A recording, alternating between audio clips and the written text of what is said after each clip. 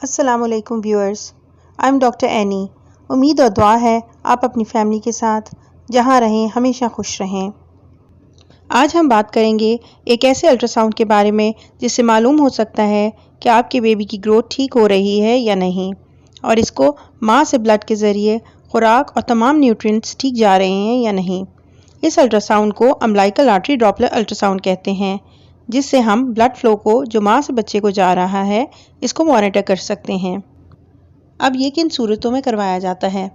اگر عام ultra sound پر بچے کی گروتھ کم لگے تب یہ الٹرا ساؤنڈ کروانا ضروری ہوتا ہے، یا اگر ہائی رسک پریگنینسی ہو اس صورت میں بھی کروایا جاتا ہے، مثلا ایسی خواتین جن کو شوگر یا بلڈ پریشر کا مسئلہ ہو، یا جن خواتین میں بچے کے گرد پانی کم ہو گیا ہو، یا جن کے بچے خدا نخواستہ پیٹ میں فوت ہو جاتے ہوں، یا کم وزن یا کم گروتھ کے پیدا ہوتے ہوں، یا ان خواتین کا کروایا جاتا ہے جن کو خون گاڑھا ہونے والی بیماری ہو، جیسے اینٹی فاسفولیپڈ سنڈروم یعنی APLS، یا جن خواتین نے دیر سے کنسیو کیا ہو، یا جن کی IVF یا ایکسی پریگنینسی ہو۔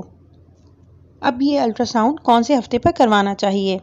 اگر ہائی رسک پریگنینسی ہو، یعنی جن صورتحال کا میں نے پہلے ذکر کیا ہے ان میں سے کوئی ہو، تو پہلا الٹرا ساؤنڈ ہم 28ویں ہفتے پر کرواتے ہیں، یہ دیکھنے کے لیے کہ بیماری کا آغاز تو نہیں ہوا۔ اس کے بعد ہم 4 ہفتے کے بعد یعنی 32 ہفتے پر، اور پھر 4 ہفتے کے گیپ کے بعد یعنی 36 ہفتے پر ریپیٹ کرواتے ہیں، تاکہ اگر بیبی کی گروتھ میں جہاں بھی کوئی مسئلہ آئے وہ جلدی پک ہو جائے اور اس کا علاج جلدی شروع کیا جا سکے۔ تو ایسی تمام خواتین جن کی ہائی رسک پریگنینسی ہوتی ہے، ان کا ڈاپلر الٹرا ساؤنڈ 28ویں ہفتے سے شروع کیا جاتا ہے اور ہر مہینے فالو اپ کیا جاتا ہے۔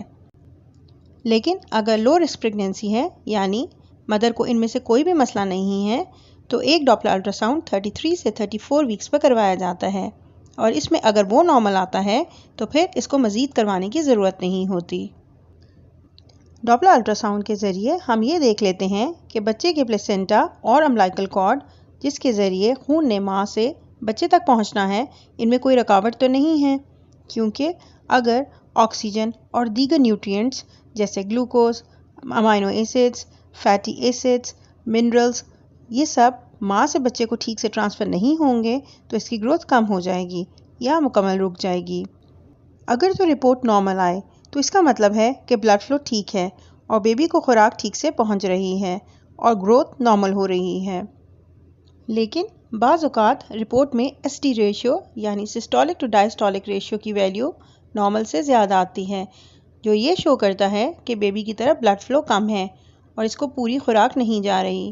تو اس صورتحال میں ڈاکٹرز کچھ میڈیسنز اور انجیکشنز دیتے ہیں تاکہ اس رکاوٹ کو کم کیا جا سکے۔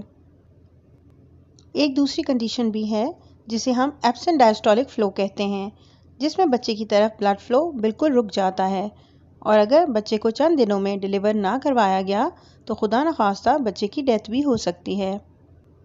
ایک تیسری کنڈیشن ایکسٹریم ہوتی ہے جسے ہم ریورس اینڈ ڈائسٹولک فلو کہتے ہیں، جس میں بلڈ فلو الٹا ہو جاتا ہے، یعنی بلڈ بچے سے پلیسینٹا کی طرف جانا شروع ہو جاتا ہے، اور اس صورتحال میں بچے کو 24 گھنٹوں کے اندر ڈیلیور کرانا ضروری ہوتا ہے۔ تو جب بھی آپ کی ڈاکٹر آپ کو کوئی الٹرا ساؤنڈ ریکمینڈ کریں تو اس کی وجہ ضرور جانیے، اور جس فریکوینسی سے وہ الٹرا ساؤنڈ ایڈوائز کریں اس کو فالو کریں، تاکہ اگر بیبی کی گروتھ میں کوئی بھی مسئلہ ہو تو اس کی بروقت تشخیص ہو سکے اور بروقت فیصلہ ہو سکے کہ بیبی کو ڈیلیور کروانا ہے یا پورے 9 ماہ ویٹ کیا جا سکتا ہے۔ امید ہے آپ کو میری آج کی ویڈیو انفارمیٹیو لگی ہوگی۔ اس سلسلے میں آپ کے ذہن میں کوئی سوالات ہیں تو آپ کمنٹ سیکشن میں پوچھ سکتی ہیں۔ دعا ہے کہ اللہ پاک آپ کو صحت مند اولاد سے نوازیں۔ اپنا بہت خیال رکھیے گا، دعاؤں میں یاد رکھیں۔ شکریہ۔ اللہ حافظ۔